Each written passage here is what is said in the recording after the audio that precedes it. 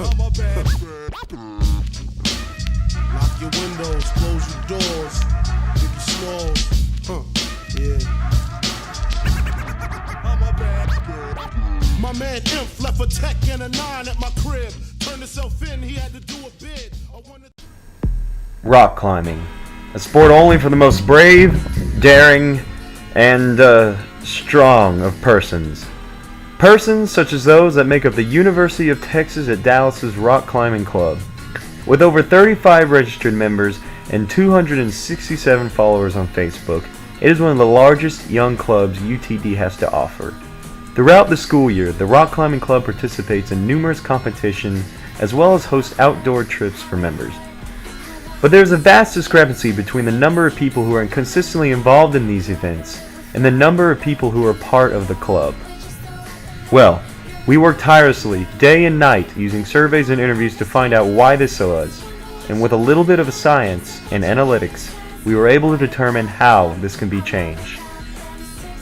What we found was that 46% of survey takers rated their involvement with UTD Rock Climbing Club as below a 5 on a 10-point scale, while 76% stated they wanted to increase their participation. If so many wanted to be more active, then why did so many rate their involvement as low? From interviews and surveys, we determined there were three main reasons: a lack of belief in personal skill level, a lack of awareness or access to information, and a lack of time. Let's address the first point. With over 20% claiming they lack the appropriate skill level, and 4 out of 5 interviewees saying, I don't think I'm good enough. Good enough. I don't think I'm good enough to be like super active right now. Never really thought I was good enough to compete, and it can be stated that a large portion of members feel too intimidated or unprepared to be involved in activities such as competitions. What's the reason behind this? Let's discuss the equity theory, which states that people compare their own level of inputs and outcomes with those of another party. With such a highly individualistic sport such as rock climbing, this is where problems can arise. What we are seeing are newer and less committed members climbing alongside much more experienced climbers who are performing much better and accomplishing more than they can. While this isn't necessarily the club's fault, it does bring us to the expectancy/disconfirmation theory. This theory states that consumers use expectations as a benchmark against which performance perceptions are judged, and that this comparison is a primary basis for satisfaction or dissatisfaction. In addition to skill level, this can explain part of why members felt they could not commit the appropriate amount of time. The majority of the time, the best climbers spend every day practicing, and many start from a young age. Inactive members who want to be more active but see time as a constraint are comparing themselves to stronger climbers who spend a great deal of time practicing, thus leading to self-consciousness and doubt, which all ties into group influence.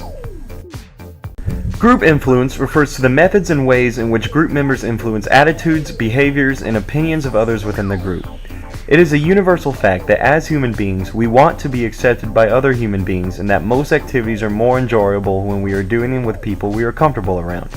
But what the majority of our interviewees stated was that they did not feel as if they were friends with many members of the rock climbing club. They were not comfortable enough to go on long away trips with the club because they were not comfortable enough with other members of the group. So with our three issues in mind, we have come up with possible solutions that would address these problems with inactive members and increase event participation. So, here we go. 1. Stress the actual nature of the competitions. There is a general lack of awareness amongst members who do not attend competitions in regards to how these competitions are actually played out. In actuality, it is more of a big party as opposed to a tournament of sorts. Sure, there's climbing and scores if you want to submit yours, but there are also hamburgers and beer and music. It's really just a celebration of the sport and a place where people with like interests can get together and hang out and watch people who are really good at it. 2. The clubs to stress and implement group member interactions such as bonding exercises or general get-to-know-you activities. There was an alarming amount of individuals who felt they were not on friendly terms with other climbers. Sure, social interaction works two ways, but we feel it would significantly help if there were more activities that made the club more cohesive and, well, like a club. 3. Provide 3 to 4 practice days as an option for members and have an officer or 2 attend each one.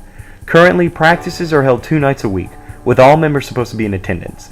If more options were available while still keeping key members at each one, it would allow more time for members to participate as an actual member of the club.